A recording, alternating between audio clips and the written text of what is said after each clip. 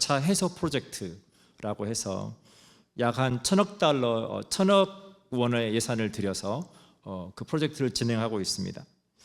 이민자들이 이 땅에서 살아갈 때, 사회의 구성원으로 살아갈 때 그 삶에서 느끼게 되는 여러 가지 격차, 차이, 그 차이로부터 인한 만족스럽지 못한 것들을 최대한 해소할 수 있는 다양한 노력들을 하겠다라고 하는 거죠. 여러분 잘 아시는 것처럼 우리가 살고 있는 캐나다는 다양한 인종과 계층이 함께 조화를 이루고 섞여 살아가는 모자이크 사회로 잘 알려져 있습니다. 하지만 내부적으로 우리가 이민자와 또 캐나다인들과의 그 모든 관계 속에서 경제적으로 또 정서적으로 많은 갈등들이 최근에 그 어느 때보다 높아지고 있습니다. 우리가 캐나다에서 이민자로 살아갈 때 우리가 살고 싶은 삶, 우리가 기대하는 삶, 우리가 꿈꾸는 삶과 또한 이 땅에서 우리가 이민자로 살아가야만 하는 삶의 그 갭이 커질수록 이 땅에서 우리가 살아간다 할지라도 우리는 만족스러운 삶을 살아갈 수 없다라고 하는 거죠. 오늘 삭개오라고 하는 인물이 등장합니다. 삭개오라고 하는 사람의 삶을 자세히 우리가 들여다보면 어쩌면 이민자의 삶과 많이 닮아 있다는 것을 보게 됩니다. 왜냐하면 삭개오라고 하는 이름의 뜻은 의로운 사람이다, 그 이름의 뜻을 가지고 있어요. 본인의 이름의 뜻이 의로운 사람인데 그의 현실을 놓고 볼 때 그는 부자였고 성공한 사람처럼 보이지만 그가 사람들로부터 세금을 걷어들여서 많은 사람들에게 나라를 팔아먹는 죄인으로 취급받는 삶을 살고 있었습니다. 이름의 뜻은 의로운 사람인데 사람들로부터 죄인으로 취급받고 살아가는, 내가 살아가고자 하는 삶과 내가 지금 현재 살아내고 있는 삶의 갭이 너무나 차이가 극명한 그러한 삶을 살고 있었다라고 하는 것입니다. 삭개오가 이제 세리장으로서 로마에 바칠 세금을 걷어들이는 과정에서 자기가 착복할 금액까지 사람들에게 갈취를 하고 그것으로 인해서 삭개오는 많은 사람들에게 죄인으로 취급받는 동시에 또 로마를 자기 등 뒤에 업고 있는 권력자로서 그의 삶을 살고 있었습니다. 그런데 어느 날 이제 예수님께서 그 지역을 방문하신다는 소문을 듣게 됩니다. 그리고 삭개오가 그 예수님에 대해서 궁금해졌어요. 예수님이 어떤 분일까 만나보고 싶어졌습니다. 오늘 본문 3절입니다. 그가 예수께서 어떠한 사람인가 하여 보고자 하되 키가 작고 사람이 많아 할 수 없어 앞으로 달려가서 보기 위하여 돌 무화과 나무에 올라가니 이는 예수께서 그리로 지나가시게 됨이러라. 저희가 다른 한국어 성경 번역본은 뽕나무에 올라갔다. 저희가 삭개오 그러면 뽕나무에 올라간 사람이라고 기억하고 있지만 저희가 한국어로 번역을 할 때 우리가 한국어로서 가장 적합한 비슷한 그 이름을 선택하다 보니 뽕나무라고 되어 있지만 정확한 명칭으로는 돌무화과 나무 위에 삭개오가 올라갔다라고 하는 거죠. 그가 예수님을 보고자 했지만 그러나 문제가 있었어요. 그는 키가 작았어요. 키가 작고 사람들이 너무 많았습니다. 유일한 방법은 제일 앞줄에서 예수님을 보는 건데 너무 그것이 불가능했어요. 우리가 여기에서 하나 생각해 볼 수 있는 것은 그는 그 지역의 유지였습니다. 그가 권력을 이용해서 예수님을 만나려 할 수도 있었다라고 하는 거죠. 그런데 그는 그러한 방법으로 예수님을 만나고자 하는 것 대신에 그는 돌 무화과 나무 위로 기어 올라가는 방법을 선택합니다. 우리가 생각해 볼 때 그는 자기의 신분에 걸맞게 화려한 옷을 입고 있었을 거예요. 그런데 화려한 옷을 입은 삭개오가 그 지역에 그래도 명망 있는 삭개오가 그가 정말 어린 아이처럼 전혀 개의치 않고 나무 위로 기어 올라갔다라고 하는 거죠. 사랑하는 여러분, 우리가 신앙생활을 할 때 성경은 우리에게 뭐라고 말하냐면 너희가 어린 아이와 같이 되지 아니하면 결단코 하나님 나라에 들어갈 수 없다라고 말하는 거예요. 우리가 하나님을 만나고자 할 때 우리에게 필요한 것은 어린 아이와 같은 순수한 마음, 순수한 믿음이 필요하다는 거예요. 우리가 아이들을 가르쳐 보면 깜짝깜짝 놀랄 때가 있어요. 아이들은 정말 그냥 하얀 백지 종이와 같아요. 우리가 아이들에게 어떤 것을 가르치냐에 따라서 아이들은 너무나 빠르게 그것들을 배우고 그리고 그것들을 삶에 적용합니다. 근데 우리가 이제 어른이 되고 우리가 인생을 살아가면서 신앙생활을 할 때 우리는 너무나 배우려고 하지 않아요. 우리는 너무나 마음을 열고 뭔가 새로운 것들을 받아들이고 믿으려고 하지 않습니다. 오늘 삭개오가 어린 아이와 같이 돌무화과 나무 위로 기어 올라갔을 때 그의 삶 가운데 드라마틱한 놀라운 경험을 그가 하게 되죠. 삭개오가 가장 높은 곳으로 올라가서 예수님의 눈에 띄었다라고 우리는 생각할 수 있습니다. 그런데 말씀을 깊이 묵상하다 보면 삭개오가 나무 위에 높이 올라가 있었기 때문에 그 수많은 인파 중에서 예수님의 눈에 띄었겠다라고 생각하지만 하나님께서 보시는 것은 외적인 것이 아니라 그 사람의 마음의 내면을 보시는 하나님이십니다. 삭개오의 마음이 가장 높은 곳에 올라가 있었지만 그의 마음이 가장 낮은 곳에 있었기 때문에 예수님께서 그의 마음에 뻥 뚫려 있는 것 같은 큰 마음의 구멍, 그 어떤 것으로도 채워지지 않는 그 구멍을 예수님께서 보시고 그에게 내려오라고 말씀하고 있다라고 하는 것입니다. 사랑하는 여러분, 우리가 신앙생활할 때 하나님의 사랑은 마치 물이 높은 곳에서 낮은 곳으로 흐르듯이 하나님의 시선은 마음이 가난한 자들을 향하고 하나님의 사랑은 우리의 그 마음이 가난한 자들에게 그 하나님의 사랑이 경험된다는 것을 여러분 기억하시면 좋겠습니다. 오늘 본문의 배경에는 다양한 사람들이 예수님을 보기 위해서 모여 있었습니다. 그런데 모든 사람들이 예수님을 보고자 했을까요? 그렇지 않았을 거예요. 예수님이 온다고 해도 그것에 전혀 관심이 없는 무관심한 사람들이 분명히 많이 있었을 것입니다. 예수가 누구야? 그가 예수라는 사람이 오는데 왜 이렇게 호들갑이야? 그게 뭐라고? 전혀 무관심한 사람들이 분명히 있었을 것입니다. 예수가 온다고 하니까 그걸 구경하고 싶은 사람도 있었을 거예요. 다른 나와의 어떤 일대일의 관계가 아니라 그냥 구경꾼으로서 그 자리에 가 있는 많은 사람도 있었을 겁니다. 근데 오늘 삭개오와 같이 그 예수님을 만나고 싶은 사람도 있었다라고 하는 거예요. 여러분, 오늘 우리가 살고 있는 이 시대에도 같습니다. 이 시대에도 정말 많은 사람들이 있고 정말 많은 교회들이 있지만 하나님의 일에 전혀 무관심한 사람들이 있고 구경꾼으로 종교인으로 살아가는 그리스도인들도 있고 그러나 매일 삶에 하나님을 만나고자 하는 삭개오와 같은 마음을 가진 자들이 있다라고 하는 것입니다. 이 시대의 영적인 타락은 살인이나 성적인 타락 같은 윤리적인 범죄보다 이 시대에 우리가 살고 있는 이 시대의 영적인 타락은 여러분 무관심이라고 하는 것을 기억하시면 좋겠습니다. 기도하지 않아도 우리가 살아가는데 전혀 불편함이 없습니다. 우리가 굳이 하나님을 찾지 않아도 하나님을 믿지 않아도 우리가 이 땅을 살아가는 데는 전혀 불편함이 없습니다. 오히려 그 무관심, 하나님에 대한 무관심이 우리가 여전히 죄 가운데 하나님과 무관하게 우리를 살아가게 하는 영적인 타락의 원인이 된다라고 하는 것입니다. 요한계시록 3장 14절로 17절에서 하나님께서 7교회에 대한 이야기를 말씀하실 때 라오디게아 교회에 대한 이야기를 해주는 장면이 나옵니다. 제가 읽어드리겠습니다. 요한계시록 3장 14절입니다.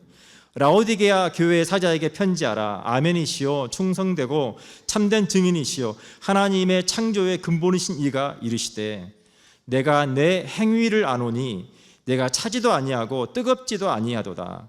내가 차든지 뜨겁든지 하기를 원하노라. 내가 이같이 미지근하여 뜨겁지도 아니하고 차지도 아니하니 내 입에서 너를 토하여 버리리라. 내가 말하기를 나는 부자라 부요하여 부족한 것이 없다 하나 내 곤고한 것과 가련한 것과 가난한 것과 눈먼 것과 벌거벗은 것을 알지 못하는도다. 많은 사람들이 스스로 생각하기를 나는 부자라, 나는 부요하여 부족한 것이 없다고 생각하지만 실상은 너의 곤고한 것과 가련한 것과 가난한 것과 눈먼 것과 벌거벗은 것을 지금 네가 알지 못하고 있다. 지금 예수님께서 삭개오에게 보신 것은 부자였던 삭개오, 성공했던 삭개오를 보시는 게 아니에요. 삭개오의 삶의 그 자리에 그 마음 가운데 있는 그 곤고함과 가난함과 그 벌거벗음을 보시는 거예요. 아무에게도 존중받지 못하고 사람들에게 죄인으로 취급받고 너무나 외롭고 고독하게 살고 있는 그 삭개오의 그 빈 자리, 빈 마음을 예수님께서 보셨다라고 하는 것입니다.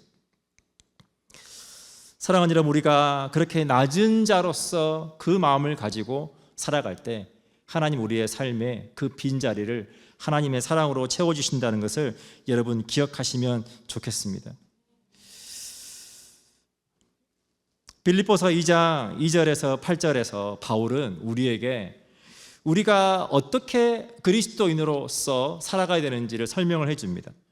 마음을 같이하여 같은 사랑을 가지고 뜻을 합하여 한 마음을 품어 아무 일이든지 다툼이나 허용으로 하지 말고 오직 겸손한 마음으로 각각 자기보다 남을 낮게 여기고 자기의 일을 돌아볼 뿐더러 또한 각각 다른 사람들의 일을 돌보아 나의 기쁨을 충만하게 하라. 너희 안에 이 마음을 품으라. 곧 그리스도 예수의 마음이니. 우리가 우리의 마음을 낮춘다라고 하는 것은 예수님께서 이 땅에 인간으로 그렇게 오셔서 우리를 위해서 십자가에서 죽어주신 십자가의 그 사랑을 기억하라고 하는 것입니다. 바울은 뭐라고 말하냐면 오직 겸손한 마음으로 각각 자기보다 남을 낮게 여겨라. 우리가 누군가를 더 낮게 여긴다는 것은 그 사람을 높인다라고 하는 개념보다 나를 낮춘다는 개념이 있습니다.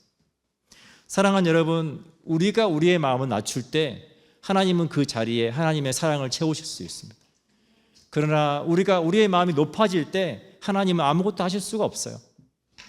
가정에서 남편과 아내의 역할도 마찬가지입니다.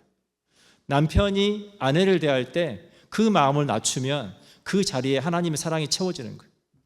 아내가 남편을 대할 때 그 마음을 낮추면 그 자리에 하나님의 사랑이 채워지는 것입니다. 어제 아내가 제게 온라인으로 옷을 좀 사고 싶다고 이렇게 카트에 담아서 보여주는 거예요. 그래서 제가 말씀을 준비하면서 경황이 없어가지고 그래 알았어 하고 결제를 딱 했어요. 결제를 하고 보니 중국의 저가 온라인 쇼핑몰이더라고요. 순간 마음이 너무 안 좋았어요. 그래서 제가 아내에게 핀잔을 줬습니다. 아니, 옷가게 가서 옷을 입어보고 사지. 아니, 왜 옷을 그렇게 중국의 저가 온라인 쇼핑에서 옷을 사냐. 제가 핀잔을 줬어요. 그리고 제가 이제 오늘 말씀을 전하려고 이렇게 찬양을 하고 앉아 있는데 제 마음이 뭔가가 불편한 거예요. 제가 어제 아내에게 그렇게 했던 그 마음의 그 자세가 참 옳지 않았다라고 하는 것을 하나님께서 깨닫게 해주시는 거예요. 그때 아내가 그렇게 온라인 쇼핑에 카트를 담아서 여보 옷들을 좀 사면 좋을 것 같아 라고 말했을 때 제가 아내에게 제 마음을 낮추고 아내를 존중한다면 아마 이렇게 말했을 것 같아요. 이걸로 되겠어? 더 필요한 거 없어? 라고 물어봤으면 이왕이면 조금 더 좋은 걸 사지? 라고 말했더라면 얼마나 좋았을까. 저희가 누군가를 존중하는 것이 훈련되어 있지 않아요. 그러니까 우리의 생각과 다르면 너무나 우리는 쉽게 비난하고 우리 너무나 쉽게 상대방을 그렇게 대할 때가 많이 있죠. 근데 성경은 우리에게 너희가 아무 일에든지 다툼이나 허영으로 하지 말고 오직 겸손한 마음으로 각각 자기보다 남을 더 낮게 여겨라. 남편이 아내를 대할 때 더 낮게 여기고 아내가 남편을 대할 때 당신은 참 훌륭하다라고 서로 대할 때 그 가정에 인간과 인간의 관계 속에서도 사랑이 충만하지만 그 자리에 하나님의 사랑이 충만하게 경험된다라고 하는 것입니다. 저와 여러분의 삶의 모든 자리에 우리가 우리의 마음을 낮춤을 통해서 그렇게 하나님의 사랑이 풍성하게 부어지시기를 축복합니다. 그렇게 지금 낮은 마음을 가지고 돌 무화과 나무 위에 올라가 있는 삭개오에게 오늘 5절입니다. 예수께서 그곳에 이르사 쳐다보시고 이르시되 삭개오야 속히 내려오라. 내가 오늘 내 집에 유하여야 하겠다 하시니 예수님께서 삭개오의 이름을 불러주십니다. 삭개오는 정말 그 지역에서는 좋지 않은 이름으로 많은 사람들에게 불려지는 삶을 살고 있었어요. 근데 예수님께서 삭개오야라고 자기 이름을 불러주었을 때 그는 정말 놀라운 경험을 하게 됩니다. 그동안 사람들에게 무시당하고 아무도 알아주지 않았던 그 삶을 예수님께서 인정해 주시는 그가 하나가 그 삶에 뻥 뚫려 있었던, 그 마음에 뻥 뚫려 있었던 구멍 같은 그 빈자리를 순간 다 채워줬어요. 여러분 잘 아시는 김춘수 시인의 꽃이라는 시가 있습니다. 너무 잘 아시는 시일 거예요. 제가 한번 읽어드릴게요. 내가 그의 이름을 불러주기 전에는 그는 다만 하나의 몸짓에 지나지 않았다. 내가 그의 이름을 불러주었을 때 그는 나에게로 와서 꽃이 되었다. 내가 그의 이름을 불러준 것처럼 나의 이 빛깔과 향기에 알맞은 누가 나의 이름을 불러다오. 그에게로 가서 나도 그의 꽃이 되고 싶다. 이름을 불러주었을 때 그가 내게 와서 꽃이 되었다. 반대로 누가 나의 이름을 불러준다면 나도 그에게로 가서 꽃이 되고 싶다. 여러분 이것이 하나님의 사랑이지 않습니까? 하나님께서 우리가 하나님을 하나님으로 인정할 때 하나님 우리의 삶의 자리에 오셔서 우리의 하나님이 되어주기를 원하시고 또한 우리가 하나님의 자녀로서 하나님의 그 사랑을 받는 존재로서 그렇게 살아가도록 우리를 인도하신다라고 하는 것입니다. 그렇게 해서 예수님의 놀라운 은혜를 입은 삭개오가 6절입니다. 급히 내려와 즐거워하며 영접하거늘 무사람이 보고 수군거려 이르되 저가 죄인의 집에 유하러 들어갔도다 하더라. 사랑하는 여러분, 세상의 방식은 하나님의 말씀과 많은 경우에 다르다는 것을 여러분 기억하십시오. 예수님께서 삭개오를 만나 주실 때 많은 사람들이 예수님에 대해서 예수님께 박수 쳐주지 않았어요. 야, 예수님께서 정말 훌륭하신 분이다. 우리가 그토록 싫어하는 저 삭개오마저도 예수님은 저 사람을 인정해 주시네 라고 박수 쳐주지 않았어요. 모든 사람들이 예수님을 비난했습니다. 아니, 예수님께서 어떻게 저렇게 나쁜 죄인의 집에 들어가실 수 있지? 사랑하는 여러분, 하나님은 우리 모든 사람을 만나주기를 원하십니다. 우리가 어떠한 삶을 살고 있든지 우리가 누구든지 간에 하나님은 모든 사람들을 만나주기 원하시고 그 모든 사람에게 하나님의 사랑을 보여주기를 원하신다라고 하는 것입니다. 그리고 삭개오가 이제 예수님께 말하는 장면이 8절에 나옵니다. 삭개오가 서서 주께 여짜오되 주여 보시옵소서 내 소유의 절반을 가난한 자들에게 주겠사오며 만일 누구의 것을 속여 빼앗은 일이 있으면 내 갑절이나 갚겠나이다.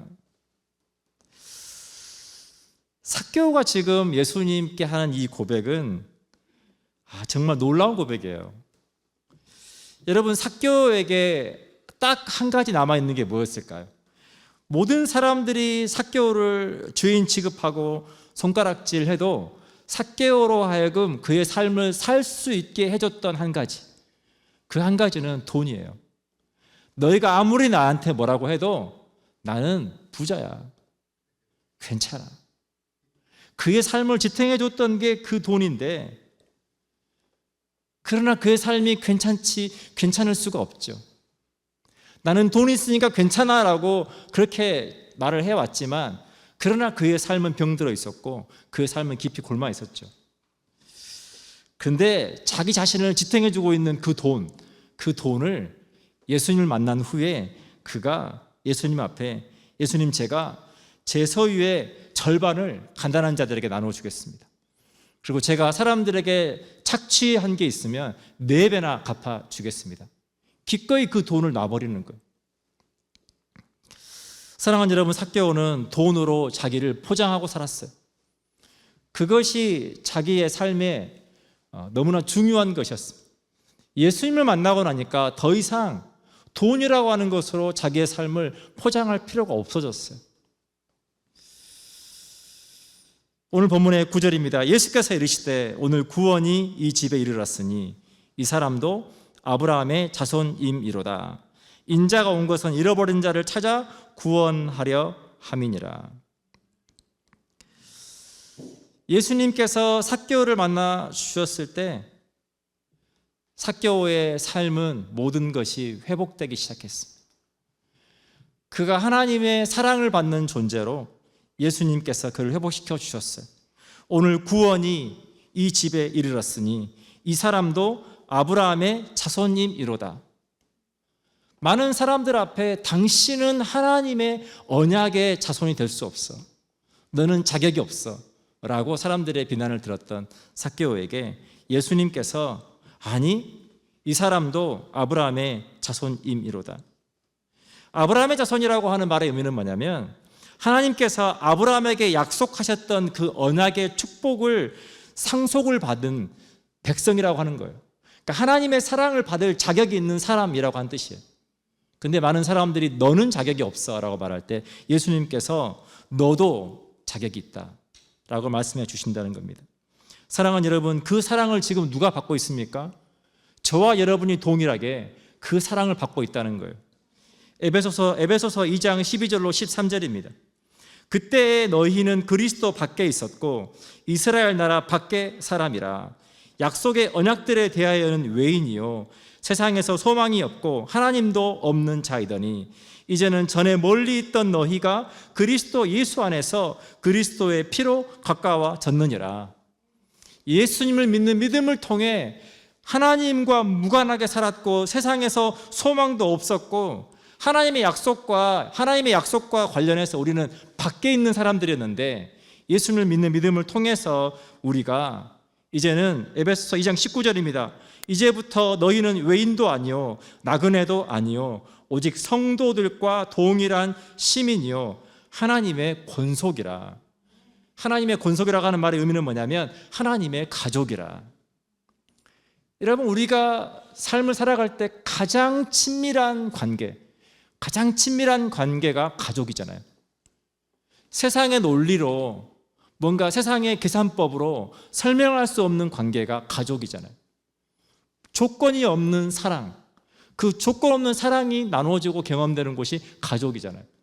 우리가 예수 그리스도를 믿는 그 믿음 하나 때문에 하나님께서 우리를 의롭다 하시고 오늘 삭개오의 이름이 의로운 사람이었던 것처럼 하나님께서 그 삭개오의 이름의 뜻에 합당하게 그를 의로운 사람으로 회복시켜 주신 것처럼 저와 여러분을 의롭다 해주시고 하나님의 자녀 삼아 주셔서 우리가 하나님의 가족이 되게 해 주셨다는 것입니다. 하나님께서 저와 여러분을 하나님의 가족으로 삼아 주셨을 때 우리에게 필요한 것은 예수 그리스도의 마음을 가지고 살아가는 것입니다.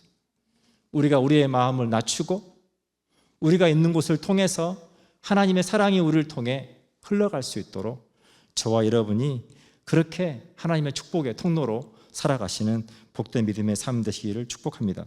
기도하겠습니다.